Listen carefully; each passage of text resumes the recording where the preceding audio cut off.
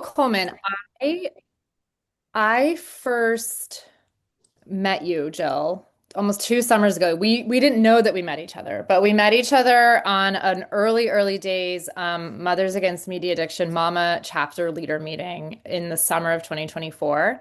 And at that time, I think you were pretty knee deep into your phone free school legislation efforts. And in Pennsylvania, in our local area, we were still thinking we could convince superintendents to make these decisions. And then quickly in Pennsylvania around that fall, we were like, wait a minute, not going to happen. So let's do some advocacy in Harrisburg too. And you were just so far ahead of us and so inspiring. And and then from moving on from there, uh, you of course joined the Distraction Free School Policy Project calls. And maybe a couple months ago, or I don't know when it was, but not that long ago, you started talking about the work you were doing around AI governance, which really intrigued me. But it also personally, and I know everybody on this call comes at this differently, but I am not well versed and I feel less confident in talking about data privacy or liability things, especially with school districts, because it is just not anywhere near an area of expertise for me. Um, so when you started talking about it, I always felt it was like an update versus a feature, and I wanted a feature.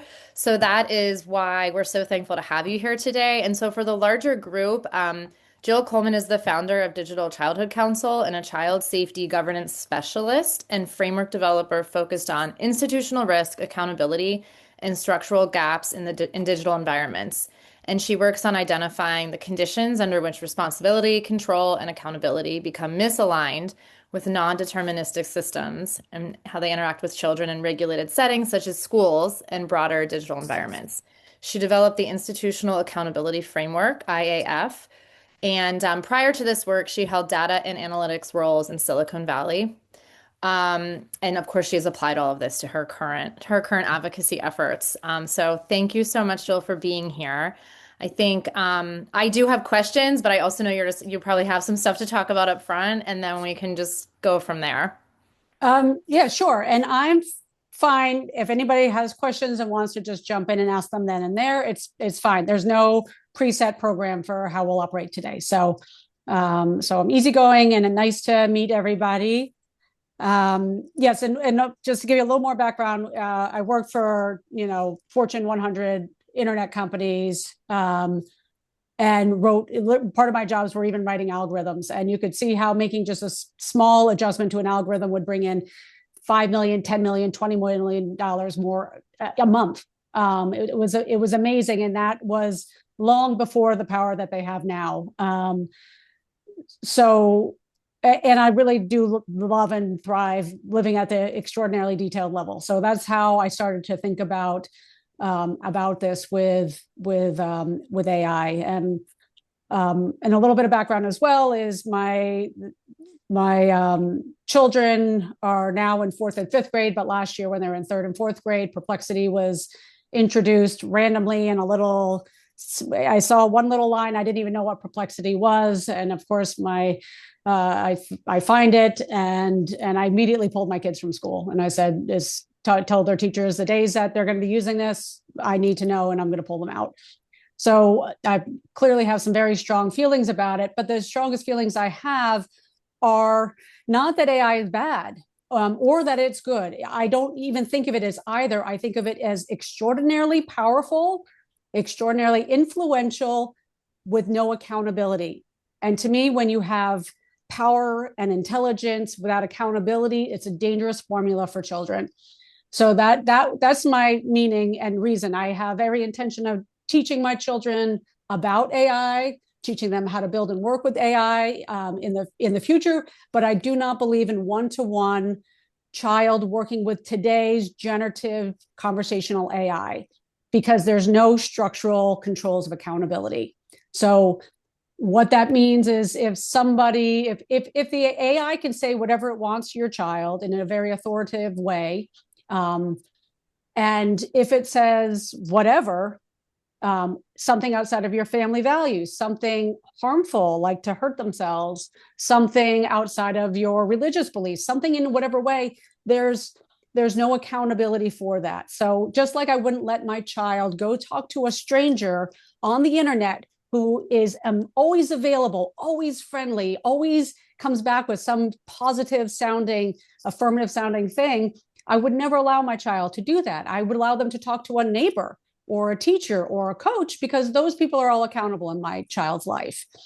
They're all aligned with my child's development, but a stranger in another country, or a mechanical stranger without an accountability structure is a solid no for me. So that's how it started. And my development of the IEF came from my own experience with my school and the steps that I needed to learn, that a parent just can't go to a school. When I first said, well, who's responsible if my child is harmed, if the AI says this or that, the conversations immediately stopped last year. And I had learned about how you have to interact with schools, how duty of care and the locus parentis really works. And then understood, really just to understand where every structural gap was, and that the schools would be responsive if you deal with them respectfully, if you ask questions, and to get them further along the pathway to understand. Because they do believe today that the three pillars of duty of care is really accountability, authority, and attribution. Accountability is who's responsible, or what happened, who caused what to happen. Like if one kid falls off a playground equipment, they know, there was a teacher supervising that the child fell, and they fell just because they were going fast, or another kid pushed them. And the attribution is the ability to reconstruct what happened. All of those things, it's not to say harm doesn't happen, but you have all those things in place in a solid, reasonable way, so that it's okay. And furthermore, that if the playground equipment was faulty and caused, say it collapsed or something, and your child got hurt, there's all sorts of other things that kick in, like insurance, and the manufacturer of that playground equipment would also replace or would recall all the equipment that also might be faulty. They would find out what happened to make sure that doesn't happen again. All of those things probably sound very common sense. That's just how life works with kids. And whether you're talking about in school or sports or whatever, there's a responsible adult. You can. It's not that harm can't happen, but we can figure out what happened and prevent it from happening again. All of those things break with generative AI structurally. But the schools don't realize it. They think that teacher supervision is a substitute for institutional authority over the content that the AI generates. It doesn't, and we prove it. They think AUP, which is an acceptable use policy, is a substitute for accountability. It's not, and we'll walk through that on why. It's not to say acceptable use policies aren't very important. They're very important in many, many things, but they're not a substitute for institutional accountability. And we'll talk about why the attribution to figure out what happened and why, that completely, it's either 1,000% broken or it's 900% broken, but it's not even close to being where it needs to be if they want to make that claim. So we'll go through those. So if that's a good framing, is everybody here familiar enough with generative AI, or do you want to have questions? I can walk us through, but has everybody here worked with like a ChatGPT or a Claude or anything? Okay. So one of the first most important things to also understand is the definition of stateful versus stateless. Stateless means that you ask a question, it answers it, and then it's like the slate is clean, nothing is known, it starts then fresh. And you ask another question and it goes. That's stateless. That's not how Gen AI is. It's stateful, which means I ask it a question. I'm going to ask a kid question. Why are blue lollipops the best? And it will respond to that question. And it'll remember that you're talking about lollipops. So then if I start talking about something else, it'll remember I talked about lollipops, and now I'm talking about playgrounds, and then I'm talking about this and that. And it'll pull all of that information that it's learning about me and remembers about me into future dialogue. So why that statefulness is very important is the AUPs say that the child is responsible for the input. That's true on the very first input. If my very first input is, why are lollipops blue lollipop's the best. That is 100% attributable to the child. After that, let's say it responds to that question. I'm going to describe the three ways that the system can start to influence the child. So the way that it answers it might say, well, it contains blue dye number whatever, and blue dye whatever is addictive, and kids will respond to that. Or it might say, blue lollipops have a higher sugar content in it, and that sugar content makes it more tasty. Or it might say, I'm making all this up, right? I'm just trying to make a very basic parent-child kind of answer. Or it might say blueberry is the best tasting statistical flavor out of all the fruits for people. So we think that's why blue lollipops are the best, right? So however it frames the answer, that is guiding the child to how it's going to ask the next question. If you ask, if they respond about the dyes, the child's going to talk about dyes, probably the next question. Maybe not, but it might. It has some influence. So that's one thing. That's the most generic way that it starts to steer the conversation. The second way is it does autofill. So as a child types in that next question, it's starting to predict what the next word is. Well, that autofill is not under control by the school. That autofill might go off what the school record is or what the school policy is. So it answered the question in a way that the school may not have approved of. The school has no authority of. Then it allows autofill. So as the child's entering the next question, so tell me more about blue dye or addictiveness of blue dye. That may now start to get out of the territory of what the school is allowing, but it's autofilling in. The school's AUP says a minor child is now responsible for what a system is autofilling in. Cannot be, right? And then the third most egregious is it does suggested prompts. It says, after it says about whatever about the blue lollipops, it'll say, do you want to learn more about blue dyes? Do you want to learn more about lollipop manufacturing or what? I don't know, whatever, right? Those suggested prompts, if the kid clicks that, also the school is assuming a stateless environment that the child is 100% responsible for that next prompt. Well, it's not. It's system influenced. And to what degree is it system influenced, right? There's arguments around all of it. So no school I have come across has even realizes this, let alone has a policy around this. They just say, even if you're 5,000 interactions in, and it's all, if you look at the full chain, you see that the system's guiding everything now and steering this child in one way or the other. The AUP still says that the child is the one in control. And that's something we're having a lot of success with talking to schools about, saying, like, you don't even have logs.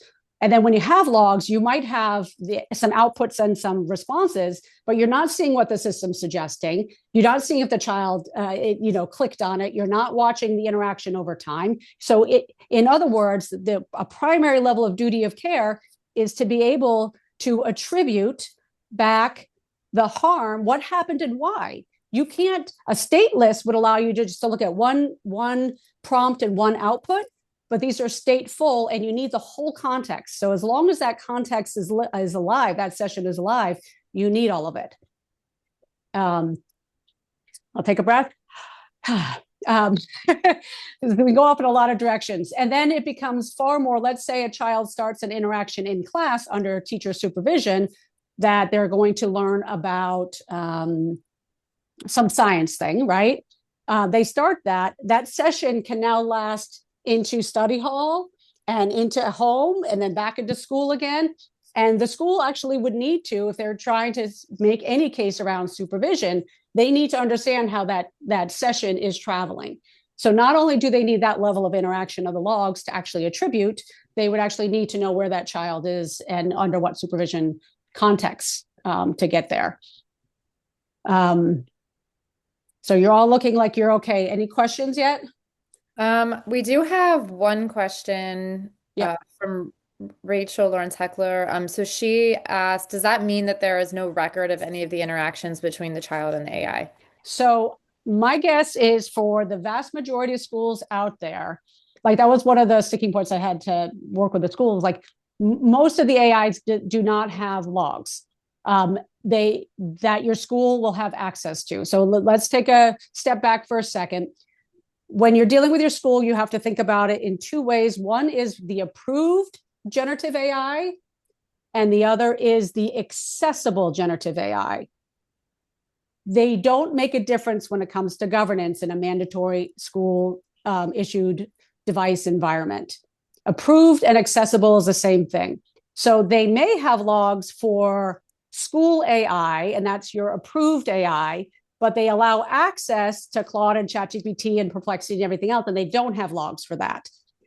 So that's one thing. So the language that you use around the questions has to be very specific. We have to define Gen AI. We have to define technically accessible.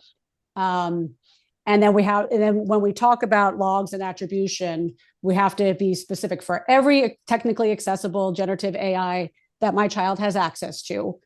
What do you have? The best I have seen so far is like Gemini might have 18 months There you stored go. You're on welcome. You have a great day. Gemini might have 18 months stored on their own servers, and that maybe the school can go get some, but we have no idea what it contains. And we definitely know that there is no, in the institutional accountability framework, I come up with a nomenclature around I means independently inputted prompt, which is really the first prompt from the student. M is mixed origin. S is system suggested prompt. A is autofill. So they would actually have to be able to attribute each of those against each of the inputs against those actions. I haven't seen anything coming close to that. So you do first want to know what's technically accessible, what has logs, and what do those logs look like, and you actually can ask. We'll talk about a little bit of using when and how you can ask for these things. But do they have the logs, and does the logs allow you to do a full recreation to attribute the harm that has happened and why it happened?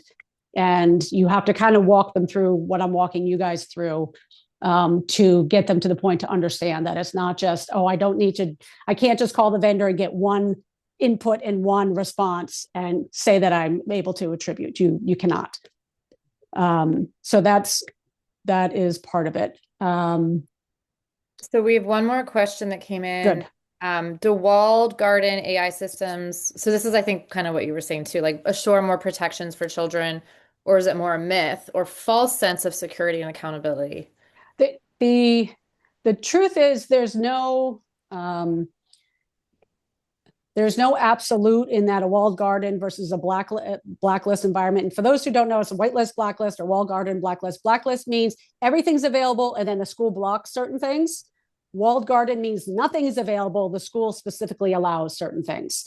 So you instinctively will go, well, walled garden is better because we don't have to rely on someone seeing something bad and then blocking that bad thing. They only things that get seen have been pre-approved. That is a reasonable assessment in the digital 1.0 and 2.0 era, and that is sort of static internet through social media. But in generative doesn't matter. Once generative is in, unless if it's a bounded generative, it essentially can scrape the full internet and is scraping the full internet.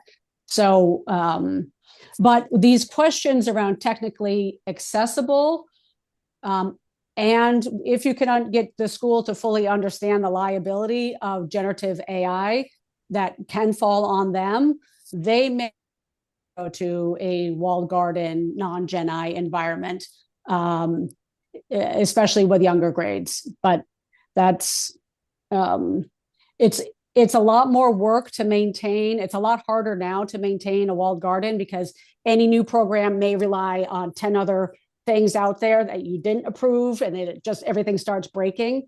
So that's why schools haven't gone there. They start with the everything and pull back. But Gen AI may reverse that. I don't know. We'll see the direction it goes. Did I answer the question enough? Okay. I think so. But Julie, if you have like a follow-up from that, please let us know. Yes, she said yeah. Yeah. Okay, good. Okay. Yeah, so we'll see where that all goes. There is a chance that Gen AI, if schools can see that it's too harmful, they'll just kind of start making a big change digitally. But that's a different thing. We're going to talk about supervision as well, but I first want to give a bigger description around uh, uh, not to say you can't go to your school with this now. I'll give you a signal of how when you can, but the reason these governance things are all structurally failing is because they are categorizing generative AI as a digital tool. They are not categorizing it as an instructional actor. It is an instructional actor. It functions like an instructional actor. It does not function like a tool. So part of the bigger work that I'm working on is to get insurers and risk managers to understand that it is an instructional actor. And I'll walk you through the fundamental difference just so you understand it in your own head. So a book is a tool. Regular ed tech is a digital tool. And well, I would say that generative AI is an instructional actor. And the difference is the book you can fully read in advance. There's not going to be any surprises, right? So it's fully previewable by the school. It's fully authorized by the school. And if the author made a mistake in a history book or a math book, the teacher of the school would let the publisher know, and the next version would include a fix on that. Digital tools behave generally the same way. They're all previewable. They're bounded versus unbounded. And bounded basically means that if you have a math program, it's going to stay within math. It's not going to suddenly go to religion or English or whatever else. It stays within its channel. It doesn't have any capability technically to grow. And deterministic versus non-deterministic is also key. So a tool, all the regular digital tools and books are all deterministic. It's going to behave the same for all of us. It's predictable. Non-deterministic means that even if everybody on this call typed into the same chat GPT, the exact same prompt, we're going to get all sorts of different answers. And no one can predict what any of those answers are going to be. And where the stateless and stateful, I'm just going to stay in the stateful lane, where stateful gets more interesting is these stateful interactions make that predictableness even harder. So even if we all, for the first time, went to a brand new AI and we all typed in a prompt, they'd all probably be pretty close to the same. The question, and so your school might not intuitively get this. And even after the 50th prompt, they might still all be similar. But as that individualization grows, as that personalization grows, it's going to get more and more divergent and less predictable and stranger. And that's also where the guardrails start to break down as well. Guardrails work very well in the first few interactions. You'll see that you can't sort of break through certain guardrails, but over time, that's where things really diverge. And that's where it becomes much more meaningful. These governance things have to be closed now, even though they look, the schools may not be seeing so much wrongness or harm coming yet, but the structurally is set to allow for it and to allow for it at scale. So once harm happens, it not only can happen in one school, it can happen across the country and across the world at scale very quickly. And because there's no binding feedback to stop it, that's where it can get very troublesome. But so let me get back to the point of the instructional actor can not only answer questions, they can guide thinking. They can influence meaning making. And if you guys don't know the words about what meaning making is, it's one of the things that pisses me off the most about the suggested prompts. Because if you're interacting with your AI and you're at that point where you're really having like an aha moment and you're really trying to understand it, and you're about to what's happening is it's really like forming in your head in that moment. And if you read that suggested prompt, sometimes it pulls me right out and into their direction, and it doesn't allow me to put it in my own words in my own head. And what children are doing in school is so much meaning making. We're building up their brains, so we don't want them being pulled out. And there are it's just like a bad teacher. A wonderful teacher can see when that child is in that moment and stays with them and holds them and doesn't push them past that point and lets them really be in that moment. um, a good AI would allow that too. The AI right now pushes the child out possibly too quickly. So the fact that it's not only impacting them in that stateless second right now, it's actually impacting their learning over time. It is behaving much more like a teacher, much more like an instructional actor. And then the fact that you can't correct it. Even if it gives a harmful response, you can call the vendor and say, by the way, it gave you this harmful response. They can't even necessarily fix it. They might put up a guardrail, but a guardrail isn't a constraining fix. An example of a constraining fix is, you replace the textbooks, you update the software for the IXL, you do something where that you can repeat the problem one time, 10 times, 5 million times, and it'll always now show the fixed answer. With AI, even if the vendor, so there's no contractual mechanism to force that fix once the harm is there. So the harm is identified by the school. They let the vendor know, if they even have a mechanism to let the vendor know, but the vendor has no contractual obligation to fix it. And they might say, in a given case, they may try to put up a guardrail that fixes it in some cases, but after 50 or 100 or whatever number interactions, those things all start to break down again. So it doesn't actually fully fix the problem. It's sort of a band-aid instead of treating the wound.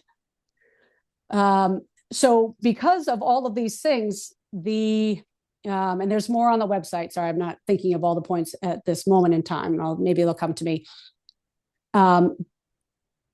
If the schools start to recognize that this is an instructional actor and not a tool is under the school's control and under the school's authority. An instructional actor, they can't just bring in a teacher that's not vetted, that's not insured in their system. That's like a big no-no. So if we can categorize them and get their risk management teams and the insurers to say, no, this is an instructional actor because it functions like an instructional actor. Doesn't matter what OpenAI calls them. It matters how it functions. So once that legal piece can be met, then the natural governance rules for instructional actors are much, much higher. And then the schools will have to are much more on the line for this. So they're getting away with a lot because they're calling it a tool. But I think they're calling it a tool in part because they're underestimating and they don't fully understand all of the points. They think the supervision and the AUP are enough things to keep it in their control, but they structurally are not. I'm going to pause for any questions. Well, I am just going to read Julie's comment because I think it's, for all of us just to read and listen to. So great point. Only humans can be certified as teachers by the state, at least, in Pennsylvania, of course, to instruct students, similar to AI chatbots that pose as psychotherapists but aren't licensed to practice. And that's actually for PA folks, that's like a big hot button issue for Governor Shapiro and AG Sunday, et cetera, right now. So they're very much onto that. So maybe we should whisper into their ears. In terms of education, Secretary Carrie Rowe.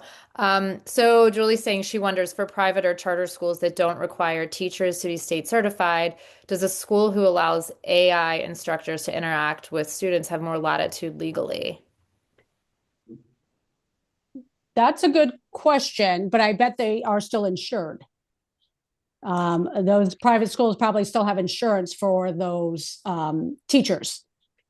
So that would be my guess. I don't know Pennsylvania's rules enough, but that there's teachers are vetted, but they're also under school authority. And what that means is they have a boss, they have the training, they have policies, they can be disciplined or moved or whatever. There is an accountability structure already in place. With the AI, there isn't, and that's part of the problem. And one of the, where was I going to go with this with the teachers? I forgot. So I'm just going to. Okay. So we have a question about bringing the dangers of AI to school boards. And I want to ask you, With your experience, just because you have been at this advocacy work for a while now, did you go to, was this like your first angle when talking about AI with this, with your personal schools? Because I think like and this is what you said on one of the DFS calls that really resonated with me. It's like we can't go in and be like, it's bad because it's not going to work. And to your point, like, this is being used in different ways, and we have to be, we have to realize that. Um, but that doesn't mean that we put it in the hands of every elementary kid. And so I guess knowing that that's not the right angle, did you take a different approach before you ended up taking this approach? Yeah, I mean the first approach I took more than a year ago was I literally went and just pulled my kids from those classes. Um, because like if you asked a school principal at that time, I was like, she's like, well, AI is coming. I was like, but this is generative AI. What's generative AI? She's like, what's generative AI? I'm like, oh my God. Like they don't even know what is going on. So I'm like, I just physically pulled them. So they knew I had opinions. Um, and then coming into the fall, when I saw that Gemini was going to be part of Google search, I talked to them about that and about AI mode. And it wasn't until, so it's not, so they know that I've had opinions on it. The, this work, the way that it's working, and I'm working with a number of districts now.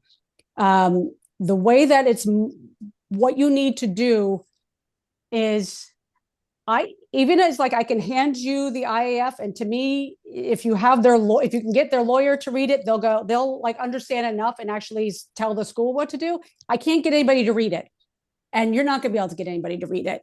So the way that we have to go, I believe, is you talk to different people and guide them through each of the pieces and just say, we're trying to figure this out together. My agenda is that I want the kids to be, I don't even ever use the word safe. I want to know that an adult institution is behind all these decisions in a commensurate way. That's it. I'm looking at the structural gaps, and I'm going to talk to you about where those gaps are and how what you think versus what I think is, where that discrepancy is, in the kindest, nicest way that I possibly can. I don't ever say the answer. I only ask the questions. The moment you say the question, their meaning making stops, and they believe that they're right. And when they believe they're right, they don't have to deal with you. That's the craziest thing. They will go other school. They can stop all conversations by just going, other schools are doing it, therefore I'm covered. Because what matters in the courts is norms.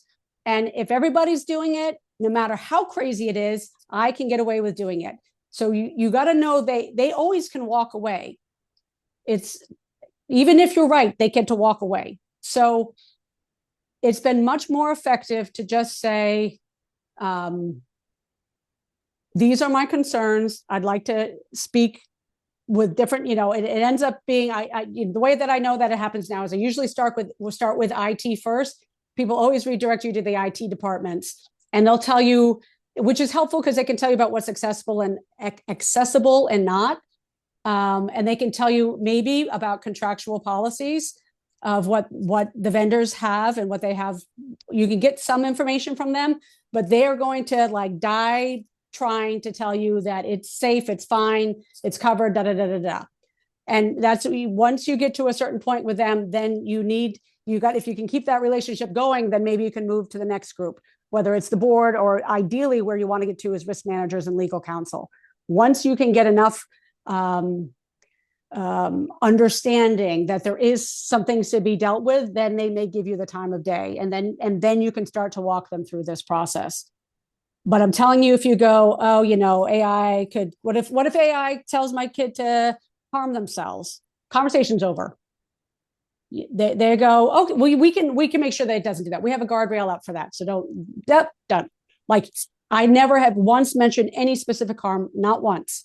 I only talk about the structural details. I'll talk about, I'll maybe even frame it like in one district recently, I'm like, you have about 50,000 people using this specific. If 20% of them use it once a week for 10 exchanges, That's this many outputs that are going without school authority over it.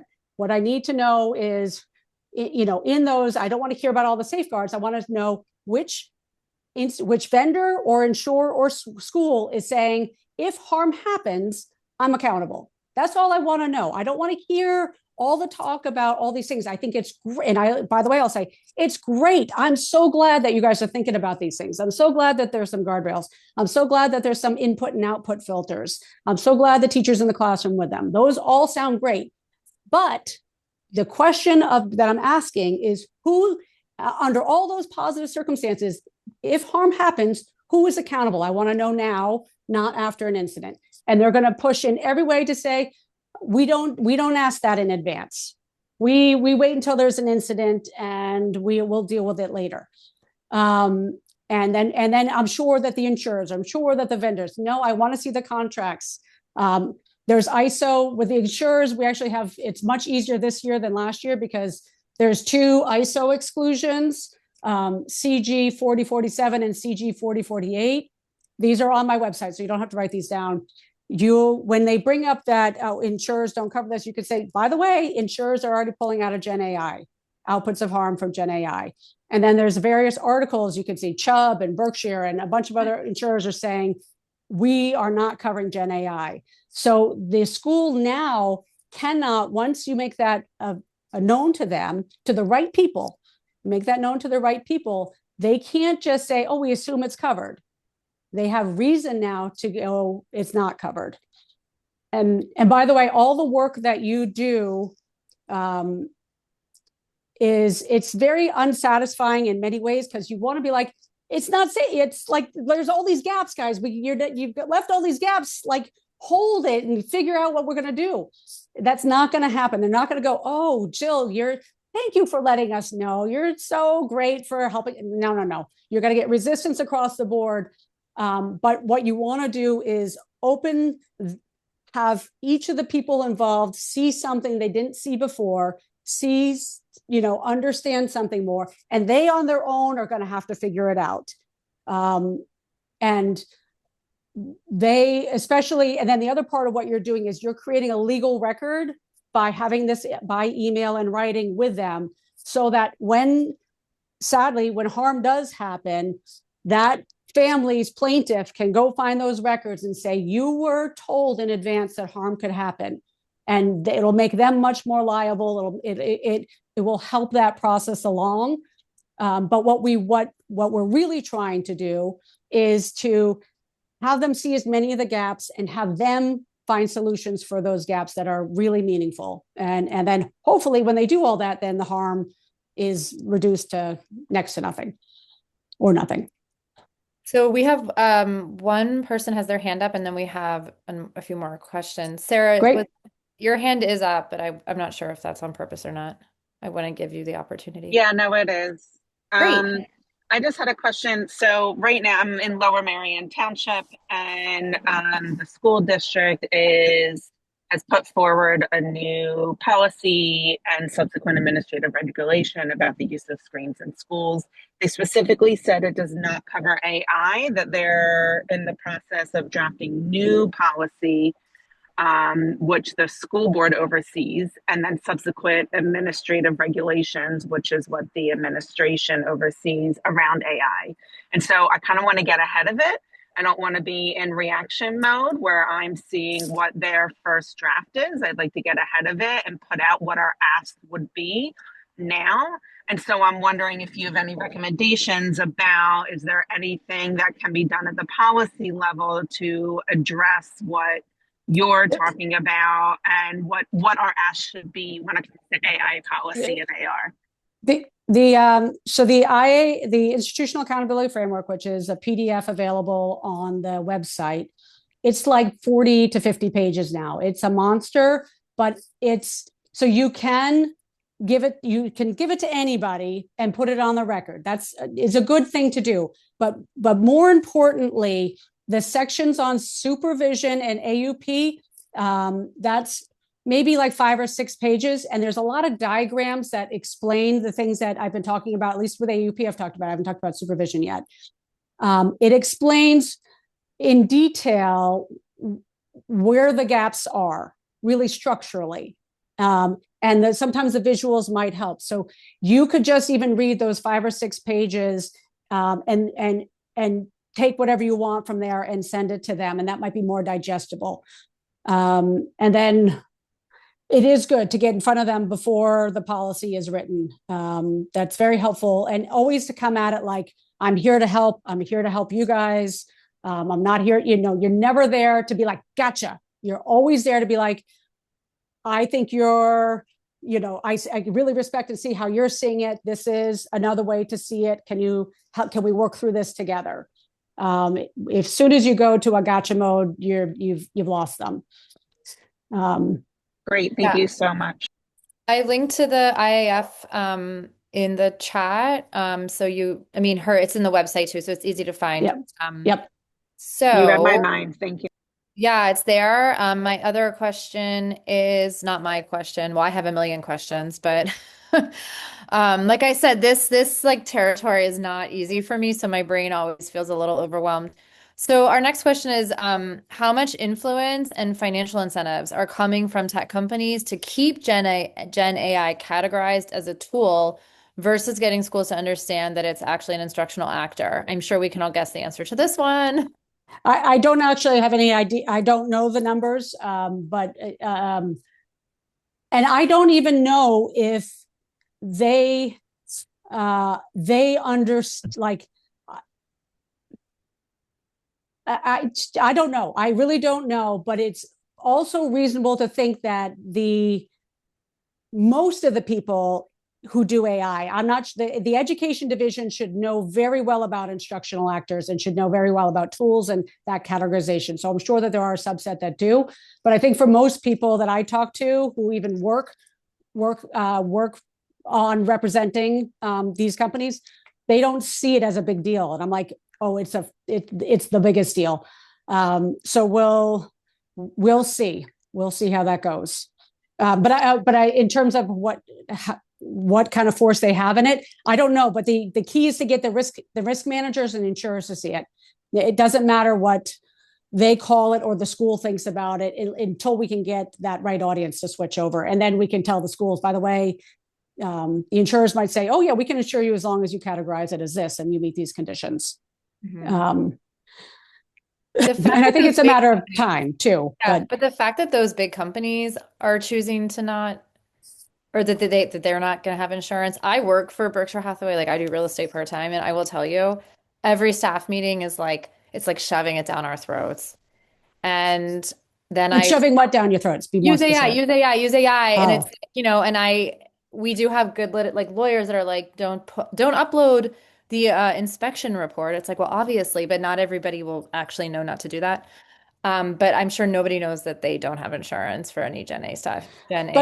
But Berkshire Hathaway is one of the companies pulling out. I can send you. Yeah, no, that's what I mean. That's what I mean. So it's like, but I'm sure they're not telling any of us that part of it. Yeah. Oh, no, okay. The insurers don't want to be the ones out there on the front saying, we're not covering you schools. They benefit from having the schools assume that they're covering it, waiting for incidences, and then deciding later, because that keeps everything much more stable. So what we're trying to do is, get the insurers to be clear more quickly with the schools that this isn't covered, and then the schools have to deal with it. Just a couple other quick notes to think about. I don't know what Pennsylvania is, but in Florida, one of the problems we have is schools are only liable up to a certain point for anything anyways. They just, the amount of damage that they can sustain from any one incident is capped. So that actually is very problematic, because that allows the schools to be much more aggressive, because they're only going to get penalized so far. So figure out what Pennsylvania's rules are with that. But second, what Florida does have that's fabulous is the Sunshine State rules, which means every time I email a board member, it's immediately public. It immediately is part of the public record, available to anyone, anywhere. And then I also have the ability, like what we have to do with Miami, because Miami is not responding to us at all, but we can ask for public records requests. And I gave them a 4-page detailed, I want this vendor contract, I want this sample of a log, I want this. and they have to comply. And it's publicly available also. So that's there's some other levers you can do, but I would advise you to start talking to the people in your school district first in the most friendly, helpful way, just saying, I'm seeing these gaps. Can we talk about them?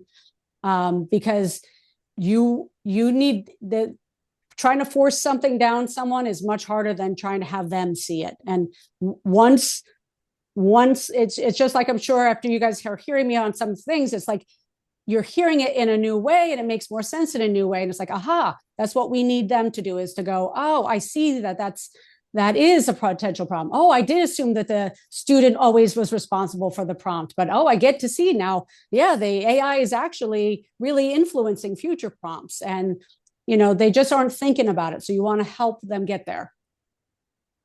Okay, so next question was, our district has encouraged all the teachers in all of the classrooms to start using AI in all of their lessons. So it's not possible for us to just like pull our kids from that class. Do you have advice for how to convince parents that this is a serious issue, that their elementary school kids are now being asked to use Gen AI, and that it's time to start getting involved to stop or pause this until more regulation or better, safer products? I'm going to add that part. The Yeah, I'm not going to be able to comment on the advocacy part or the legislative part. I really am going to stay in the lane of the governance. But I think the key there, when I talk to parents about AI, they feel two things. One is they are very afraid of the future with AI and what their kids are going to have for jobs. And it's a very real worry and concern. And a lot of parents will naturally think, okay, so my kid needs to live and work in a world probably with a serious amount of AI. So probably the sooner they get exposed to it, the better. So you got to understand that's how parents feel. Just know there's a huge difference between teaching your child about AI and preparing them for a future with AI and a one-to-one relationship with a Gen AI, essentially like a chatbot, right? They're two completely different things.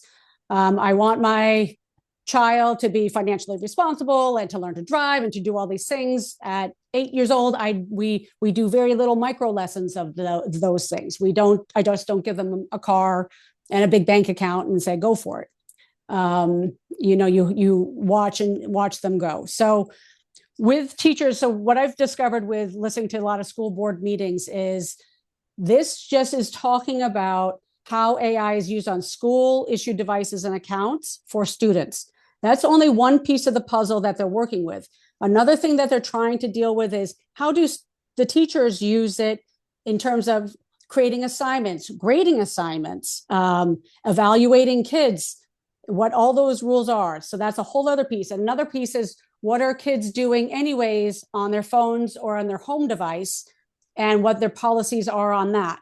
So they have to, even if we solve this part, which is on the school issued devices and how the teachers are teaching it in classes, that is all under this umbrella. It doesn't get rid of the other things that they have to deal with, like how teachers can use it and what kids are going to be doing at home anyways on non-school issued devices. So the way and one other thing when I talk to parents about Gen AI, I'm like, would you let your child talk to a stranger in another country who is incredibly smart, who you'll never be able to hold to account, who can say anything and is always cheery and available to your child? Would you just let them have access to that person, knowing they might actually be helpful at times? They might be, but you just don't know. Like, would you allow that? I wouldn't. I want to know that person's accountable. I want to know there's some structure in there. So that answered the next question we had. Somebody had a follow-up question to the IAF PDF. What are the two sections that you suggested to highlight, given that it is like almost 40 pages of amazing work, but probably a little dense for the first meeting? It's too dense for most people.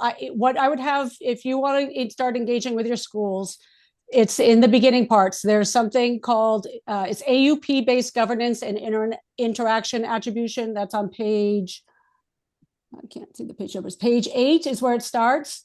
So you're going to take that through. That's a few pages, and then it goes right into supervision.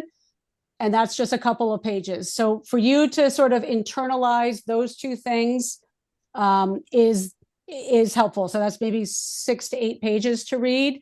That those two pieces, and then if you want to go further, try to read about the logs and attribution. But the three pillars again of the duty of care are accountability, authority, and attribution. Accountability is they're not they what they need to do is name an identifiable party. They're not going to do that. They're going to say we have acceptable use policies. So that's where you need to have that knowledge of acceptable use policies and why that fails structurally. And then for authority, they're going to say we have supervision.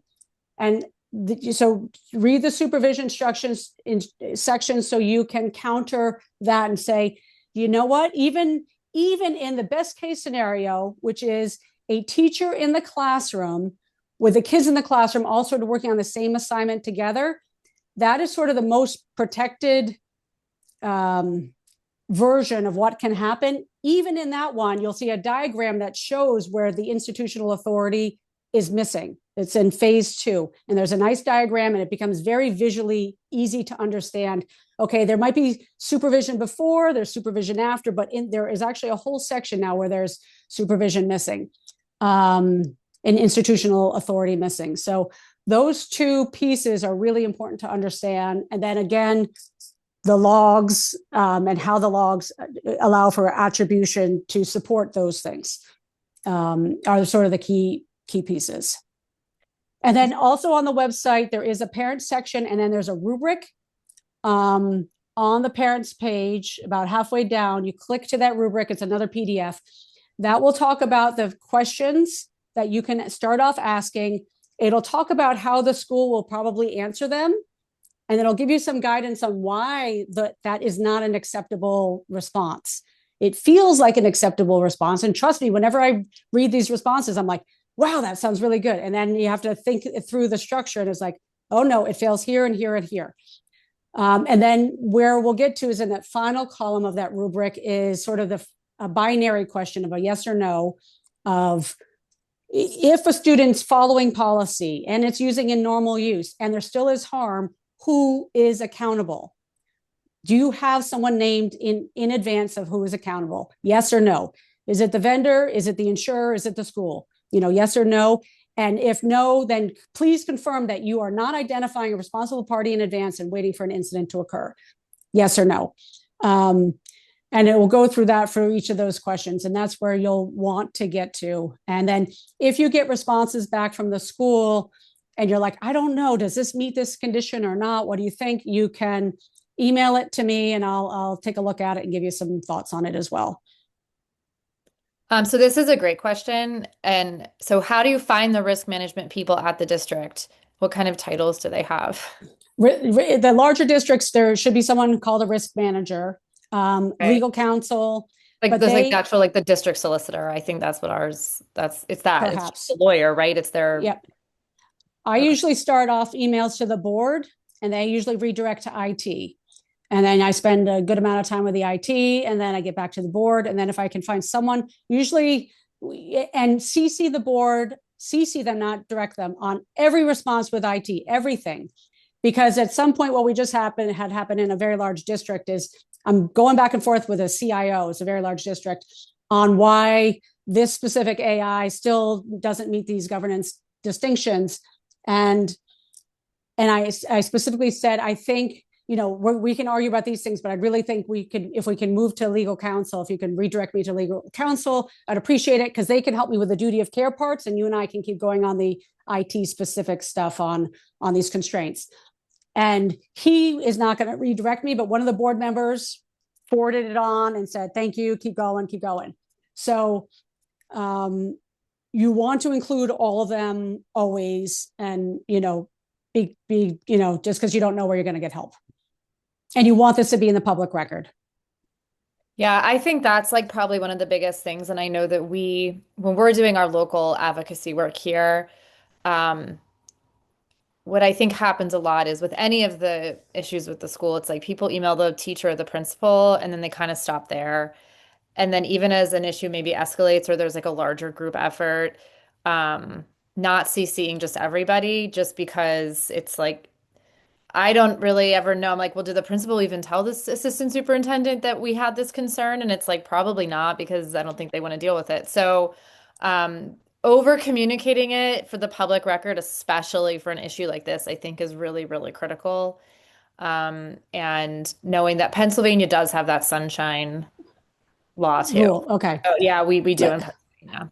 I'll read you. Let me just read you, and just to give you an idea of tone, okay, and how I'm writing things, because let me find one.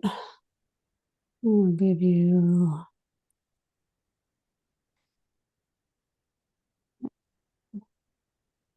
Sorry, I have different files for each county going. Uh, so I'll say things, I want to begin by saying something I mean genuinely and not as a rhetorical device. The level of technical engagement you have brought to this correspondence, the RAG pipeline explanation, the architectural detail, the diagram, the side-by-side screenshots reflect a depth of understanding that is rare at this level of institutional leadership. As a parent in the district, I am grateful for someone with your capacity in this role. And then the next part of the email is like literally about 4 pages, and I'll keep reading.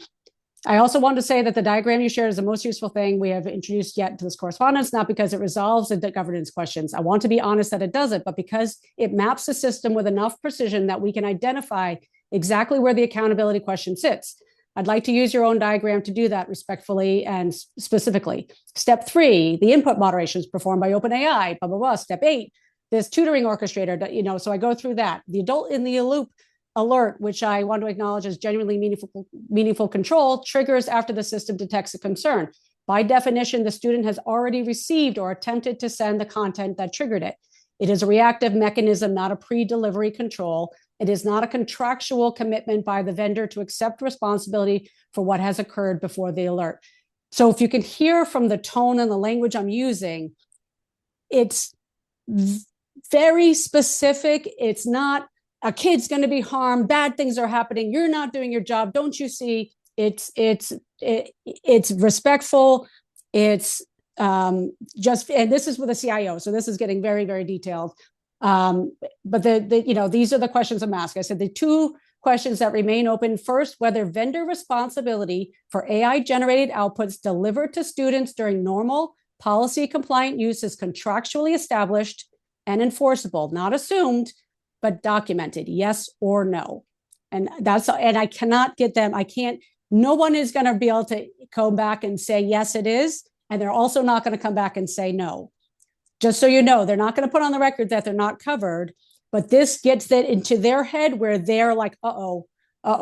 And then, so this is sort of the point of where we go, is to help tell the story, explain it super respectfully, and again, it's just about gaps, not harms. It's about governance, not kids are not safe. And I think you'll get furthest the fastest in helping people understand. This is so great. Okay, good. I hope that's helpful. No, the whole thing. This has been been a whole hour just dedicated to this, which is why we brought you in. So thank you for your time. Quick one. So with your work in Florida, I know it sounds like you started in your school district. Are you working? It sounded like you're working across counties now. And is this like your main focus for advocacy work? I spend 6 to 8 hours on this every day since probably January 5th. It's all I do, even Saturdays and Sundays. It's a tremendous load. And then just I've been trying to get more lawyers involved, because I want to, I've had the IAF read by multiple lawyers, just to be very clear. I wouldn't be out here talking if I hadn't, because I'm not a lawyer. I wanted to make sure everything is truly sound. But I'm learning as I'm going. So every interaction, especially now that I'm dealing with very large, I'm dealing with, Florida has 4 of the top 10 school districts in the US. So I'm very busy just that way. But I'm also dealing with a few people have reached out from other states with, I can't help you really if you've got 2,000 people in your district or 7,000 people, but if you've got 50,000 or more, I'll be able to respond more. And you'll also be in that sweeter spot where the school district has enough of the right kinds of people to Yeah. get this through. Well, Pennsylvania, we are, one of the states that has over 500 school districts. We are not like a Virginia or like a Florida. We don't have these like big county school districts. So our situation is definitely unique, which then also means that local control has even more importance when it comes to like any kind of legislation stuff. But it's okay. Everybody on this call, at least the Pennsylvania people we are all working tirelessly within our districts and all taking different approaches and different issues but that's why we all meet weekly so that we can share and then learn from people that are doing work like you. So, any final questions before oh wait, maybe there was one in here. I don't think so, but any last question before we sign off?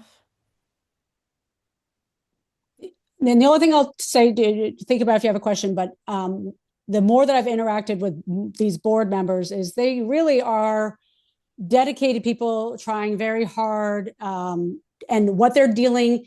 I talked about the different levels, how the teachers are using it. The kids are going crazy. The parents are going screaming at them. Like it's chaos for them right now. So I think the more that you can be a partner, and not be a partner that's going to help them get to the right place, you'll be respected and appreciated. We do have one final question from Dean, who is a retired, I don't know if you're retired, but I know that you are a teacher. Yeah, I am retired, and Okay. that's why I can be here at 1 o'clock in the That's afternoon. true. That's true. Yeah. Jill, what is the place we want to get? Like I hear that you're working tirelessly, and I can imagine you're understanding in depth the liability questions. But as far as a policy goal, like what do we want the schools to not use it ever because there's a potential harm, or is there a legitimate middle ground where there is some guardrails that work? So I will first say that I don't fully know, but I would say the signals that you really will want to watch out for is the insurers. You also, one of the first things I picked up on all of this is, I don't care what the IT people or the vendors are saying on these guardrails are the safest and they really do all their job. Put your money where your mouth is until you sign a contract saying, I'm liable. If my product causes you harm, I'm liable. Then I know then we're in good shape. So that is sort of one direction. So we need the vendors to figure out a way to build products that the insurers, either they'll stand behind or the insurers will gladly stand behind. So those are the people that really understand risk are running like hell from Gen AI, like running like hell. So that is a big signal. Once products are created that they're not running from, or that the vendors will stand behind, that have some level of constraint in them. And to be clear, IXL is a version of AI, but it's not generative AI.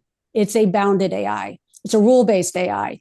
That is a form of AI that is much more promising from a governance point of view, because it's much easier to meet those gaps because it's bounded, it's previewable, it's repeatable, the logging, everything about it is much more governable. So maybe that's the path forward. Maybe it's get rid of all, like it could be that, it could be really better products that the insurers and vendors will stand behind, or maybe it's enough with the open internet and access to everything for kids. Let's go back to books.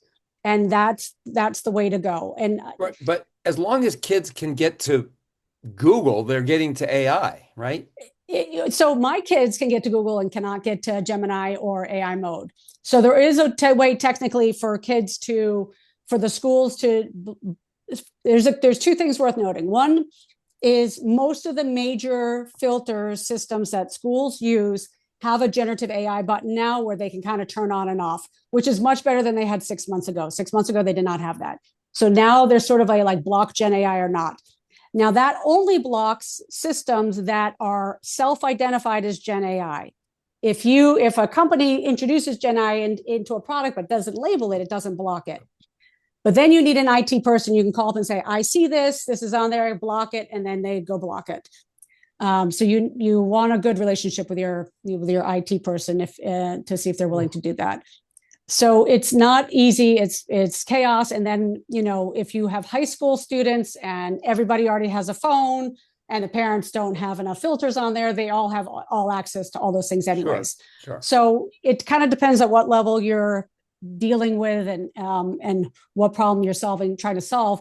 But from a school liability point of view, it should not be on the school issued devices in its current form until they, and I give a checklist at the end. They have to name an accountable entity. They have to be able to have change control. They have to have proper logging. They, blah, blah, blah. It goes through what it would take right now to make it work. An acceptable middle ground that I took with my school is to say, you keep it off all the time. And you only allow a teacher to then call the IT, say, turn it on for this class, turn on for this class. We'll do an instructional lesson with it, and then we're turning it back off for everybody, and to have the teachers then responsible. It's not perfect, but I thought that was reasonable. And I, all of this work is definitely tried to, what the schools can't just go like this right now anyway. So I think reasonable is helpful while we have a goal for a year or two from now to be much better. So one question to that, it made me think of this. When your school, so you went in and you had these conversations and the light bulb went off and then you were able to evolve things a little bit. When did the school communicate it to parents? Like, did they say like moving forward, like because of not, and maybe they didn't mention you, like Joel Coleman came in mad. Um, you know what I mean? Because I feel like there is a percentage of parents who want their kids to use this stuff as much as they can because of the workforce concerns. And I know you briefly said that, but like, were there any parents that were really mad? And did the school district get any pushback? Um, so you just remember that no one's saying you can't teach the children all about AI. Right. Nobody is saying that. And the truth is, everybody who has the best jobs in AI didn't have AI as a kid, right? But they knew logic and programming and philosophy, and they had to actually study all these real subjects to be able to build AI. Data modeling, like you don't need AI to learn how to do AI. So be clear about that, and be clear of two things: teach all you want about it. Have the teacher run queries in advance if they want, preview the results, and then hand it out on paper for the kids to look at and think about. That's a lesson, right? That's governable because the teacher checked everything before handing it out. So there are accommodations. There is a middle ground where it's not all or nothing. It's just the forcing of it on the kids, which is, well, as soon as it's accessible, that's essentially being forced on the kids. Or like what Julie Fruman has been really talking a lot. She's one of the parent advocates in California who had the big opt-out article in NBC. Like, you hear these stories of the parents, like the kids doing their homework and they're not even asking for it to pop up and help. And it's like, how can I help? It's really, yeah, it's that. No, it's crazy, and it's getting integrated into everything everywhere. So I think we had a board at one of the Florida schools. One of the board members was like talking about, I think it was Sweden, saying like, we're pulling, a couple of years ago, we said no more digital devices, one-to-one digital devices. We're going back to books. And, there are going to be people out there pushing that direction. There'll be other people out there saying, we just got to make this better, that this is the way of the future. I find the work most meaningful just to say, if it's happening, I want to know who's responsible. Because if power without responsibility scares me more than anything, especially when it's given to my kid, like, no. Well, thank you so much, Jill, for your time. We appreciate it. And thank you to those who joined. Obviously, our weekly coalition calls open to anybody in the state, but obviously it's PA focused. So for those of you that do normally join, we're back to usual Thursday, 1 p.m., the normal Zoom link that is in your calendar invite. So I hope to see you guys next week. And again, thank you so much, Jill. You're very welcome. Jill, you're amazing. Thank you so much. Thanks, you guys. Take care. Reach out if you need to. All right, bye. Good luck. Bye. Bye.